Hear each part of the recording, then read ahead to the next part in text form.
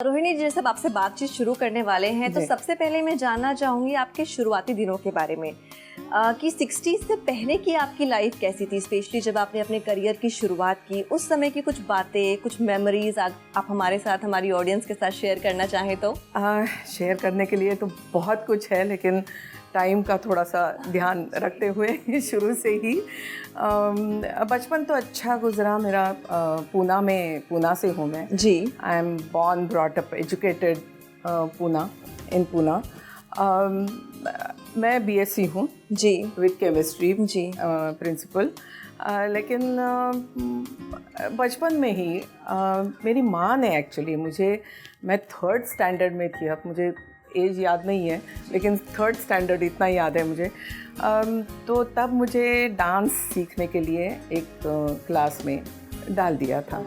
और मैंने कथकली और भरतनाट्यम, ये दोनों डिसिप्लिन्स में 8 से 9 साल गुजारे हैं उसमें। गुरु सुरेंद्र वडगांवकर ये मेरे गुरु थे जी पूना में। तो तभी से थोड़ा सा कभी किसी ने कहा कि रोहिणी ज़रा डांस करके दिखाओ, तो रोहिणी शुरू हो जाती थी। अच्छा ओके। तो शुरू से ही मुझे थोड़ा सा लगाव सा था जी। और मेरे डांस की वजह से ही मुझे मेरा पहला प्ले मिला। ओके। प्रिंसेस ने राजकन्या की सखी का रोल मिला। उसमें तो वो मेरा पहला नाटक मैं कह सकती हूँ। उसके बाद जब हमारे वक्त तो मैट्रिकुलेशन था, 11th स्टैंडर्ड था, तो मैट्रिकुलेशन जब आया तो थोड़ा सा वो होता है कि मैट्रिक में फर्स्ट अटेम्प्ट में पास हो गई, ऐसे तो होना चाहिए। तो मैट्रिक में थोड़ा सा मेरा डांस कम हुआ, लेकिन उसके बाद कम हुआ तो कम ही हुआ। उसके बाद नाटक का तो चस्का लगा हुआ था उससे। जी बिल्कुल। और फिर मैं नाटक में काम करने लगी। मेरे पिताजी अनंत ओक वो नाटक में काम करते थे, वो डायरेक्शन करते थे। तो वो थिएटर पर्सन थे, हालांकि जॉब था लेकिन मोर ऑफ थिएटर पर्सन। जी। तो उनके हाथ के नीचे मैंने पहला मेरा बड़ा वाला प्ले किया, जिसमें मुझे राज्य नाट्य स्पर्धा जो महाराष्ट्र में होती है मराठी में, तो उसमें मुझे मेरा पहला सिल्वर मेडल मिला एक्टिंग के लिए। तो वहाँ से थोड़ा सा, यानी शुरू से ही लगाव था शुरू से कला के प्रति आपकी रुचि थी, पहले डांस फिर थिएटर्स। जी। तो उसके बाद फिर नेचुरली मुझे बनना था डॉक्टर, लेकिन बीजे मेडिकल में एडमिशन नहीं मिली उस वक्त। मेरे पिताजी मुझे पूना से बाहर भेजने वाले तो थे नहीं जी। मैं ये 60s की बात कर रही हूँ, लेट 60s की।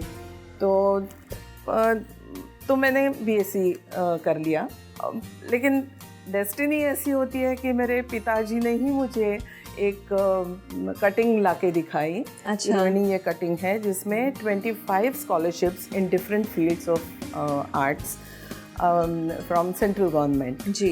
तो वो इसको अप्लाई करो चाहो तो। अप्लाई किया। अभी all over India 25 scholarships in different performing arts. उसमें गाना भी था, उसमें इंस्ट्रूमेंटल म्यूजिक था, उसमें डांस था, डांस के इतने सारे डिसिप्लिन्स थे जी। और one of that was theatre. Theatre का तो उसमें फिर मैंने अप्लाई किया एंड लकीली मुझे कॉल आया। कॉल आया, मैं इंटरव्यू के लिए चली गई और वो स्कॉलरशिप मुझे मिल गई। तो अभी वो स्कॉलरशिप, उसके लिए मैंने नेशनल स्कूल ऑफ ड्रामा का नाम वो किया था। अच्छा, कि मुझे वहाँ जाना है। मैं गई, वहाँ पर भी सिलेक्शन हुआ और मैं 3 साल के लिए दिल्ली चली गई नेशनल स्कूल ऑफ ड्रामा में 71 to 74। वहाँ से पास आउट किया। उस वक्त थोड़ा सा ये था कि अभी मैं क्या करूँगी। अभी 60s में तो आपको पता है हमारे ज़माने में ग्रेजुएट हो जाए तो चलो शादी कर लो, अभी ऐसे होता था। लेकिन मैंने 3 साल गुजारे, तो वापस आने के बाद थोड़ा सा पीछे पड़ गए थे मेरे माँ बाप जी कि शादी कर लो। तो उसी दौरान जयदेव जी से, यानी जयदेव हट्टंगड़ी जो मेरे बाद में पति जी बने, तो वो और मैं हम नेशनल स्कूल ऑफ ड्रामा में मिले और वहीं पे थोड़ा सा शुरू हो गया था। बिल्कुल बिल्कुल। और 77 में हमने शादी की।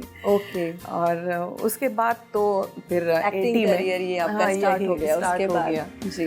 और हालांकि मेरे इन लॉज भी उतने ही सपोर्टिव थे जी। तो उन्होंने कभी मुझे दोनों ये कर रहे हो, घर चलाना है, ये है वो, ऐसा कभी प्रेशर नहीं डाला, प्रेशराइज कभी नहीं ऐसा किया। नहीं किया। ओके।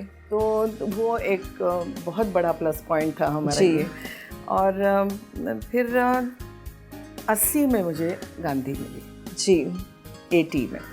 तो उसके बाद तो खैर अभी उसके बाद तो सिलसिला शुरू ही हो गया। सिलसिला शुरू हो गया। जी।